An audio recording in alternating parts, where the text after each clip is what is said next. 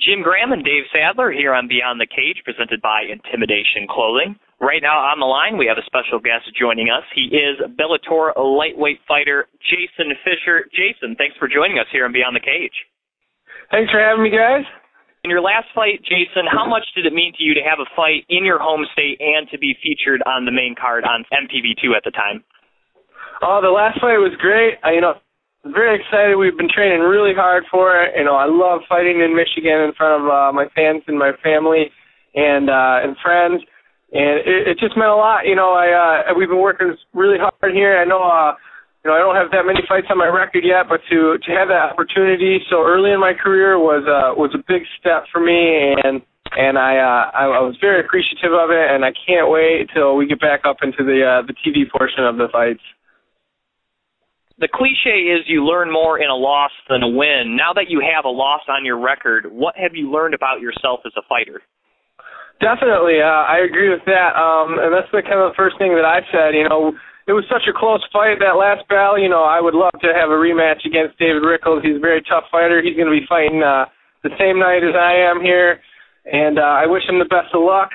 But you learn a lot from your losses. We went over the tapes and we watched the fight a few times, and we knew right away what we had to work on. So hopefully, that helped us to train for the next one, and that's all you got to look forward to really is the next fight.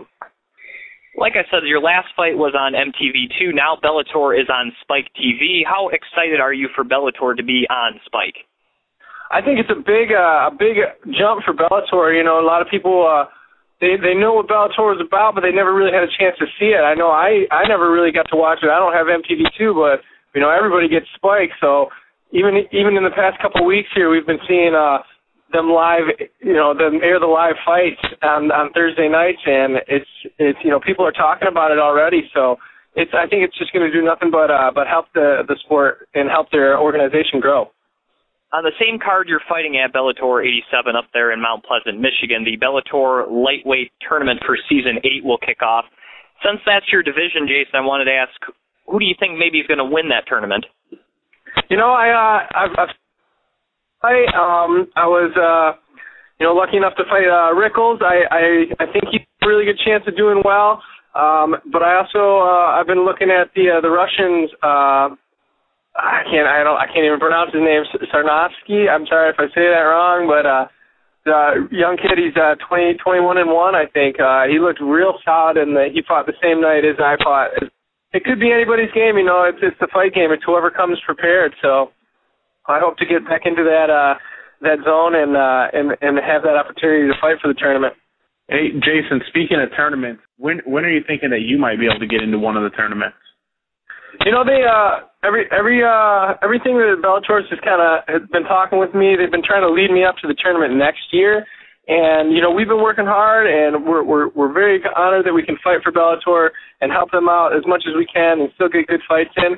But I feel I'm ready. I feel that I'm not the one to determine who deserves a shot, but I feel that I'm ready to take a step up, and if they want me in the tournament, I'm ready to fight anybody in the tournament to get that shot at the title shot. I'm okay with waiting until next year if that's how they want to play it out, but I'm here to fight and I want to win. So when that happens, that opens more doors. So hopefully maybe if I win this one, somebody gets hurt, maybe they'll use me as an alternate. I'm going to go to two sort of controversial topics, just that we want to try to get a fighter's perspective.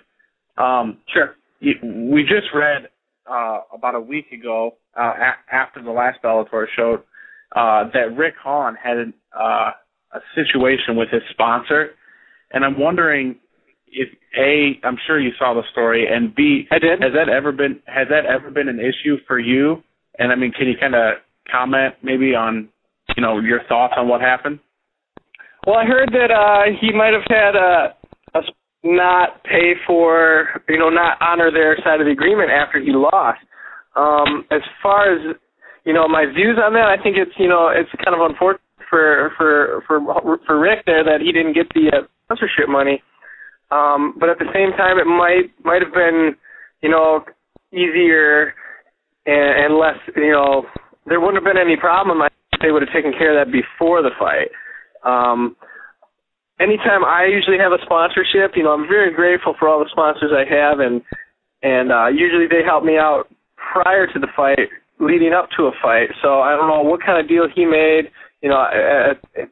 It sucks for him if that's the case and what happened, but as far as that goes, it seems just like an unfortunate event that might have been a single out.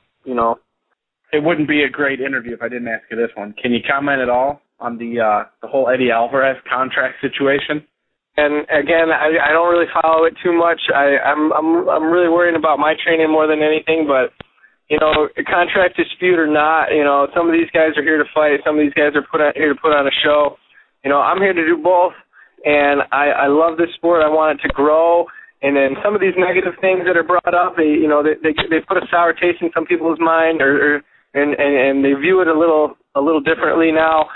So I just want, the more straightforward it is, the better. These guys put a lot of work into fighting and training, and then instead of focusing on what they did good or what they need improvement on, it goes back to stuff like this where, it's contracts and sponsorship money and stuff like that. And it's just stuff that, it happens, but these guys shouldn't have to worry about it. So, well, speaking of your training that you mentioned a little bit ago, you're just a couple days out from the weigh-ins. How are you on your weight right now?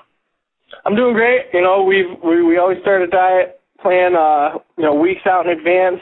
I've been a wrestler for many years, so I'm used to cutting weight, and we're not too worried about making the weight. 155 or 156 is my weight class that I feel very comfortable at fighting.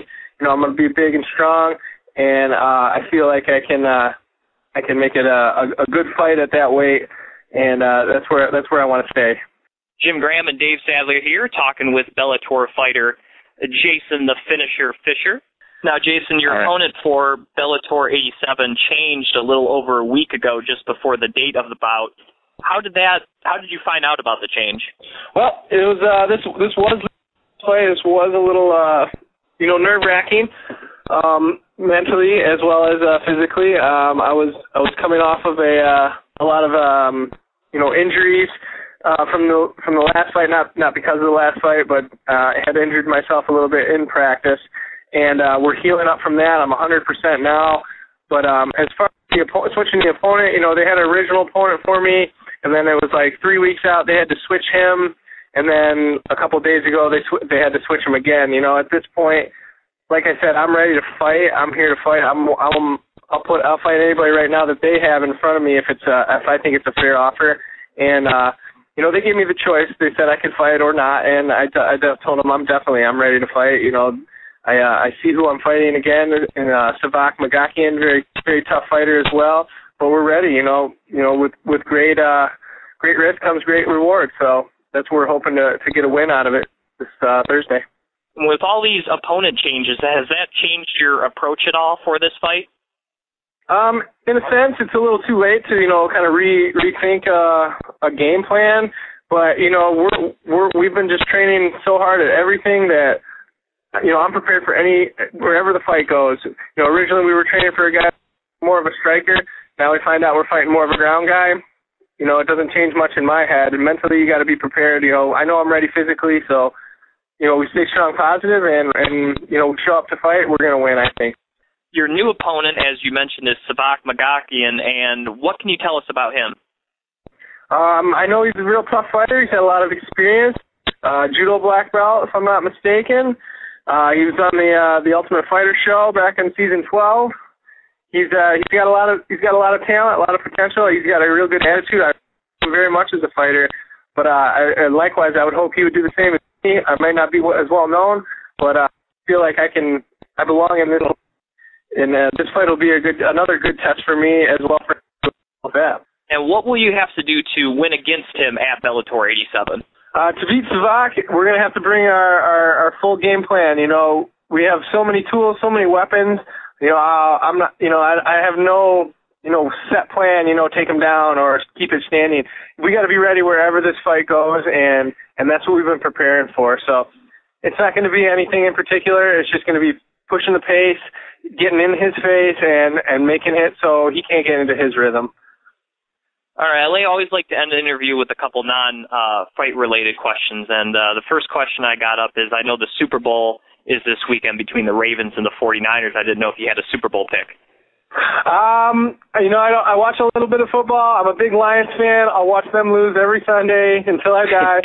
But if I'm more of a Ray Lewis fan, not necessarily a Baltimore fan, but I'd like to see Ray Lewis win a Super Bowl.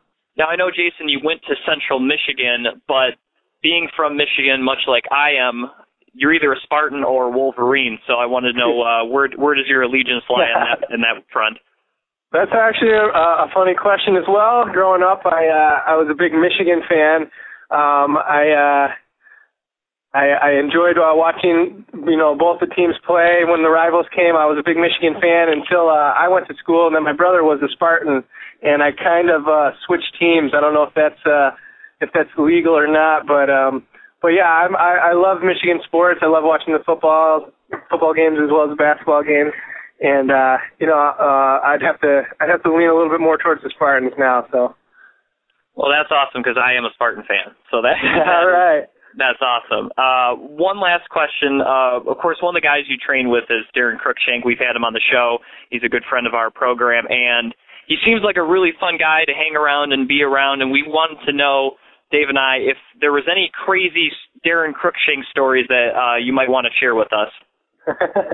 Darren is. I've known Darren for a long time. We were buddies back in high school. We used to wrestle against each other, and then we both were interested in fighting. He's helped me out a lot. We've become real good friends, real good teammates. As far as craziness, I'd have to say the only time I can think of is when we were both out trying out for the Ultimate Fighter. We were out in Vegas, and we just had a good time out, and we were walking the strip, and then we decided to start parkouring. We freestyle walking, jumping off and doing spins and jumps off everything, and we kind of made a night of that. So I don't know, not necessarily crazy, but he's a great guy, great training partner, a lot of fun to be around, and I'm very blessed to have him as a teammate. He is Bellator fighter Jason Fischer. Jason, thanks for coming on Beyond the Cage and talking with us, and good luck on Thursday night. I'll see you there. Thank you very much, guys. I appreciate it. Once again, that was Bellator fighter Jason Fischer right here on Beyond the Cage, presented by Intimidation Clothing.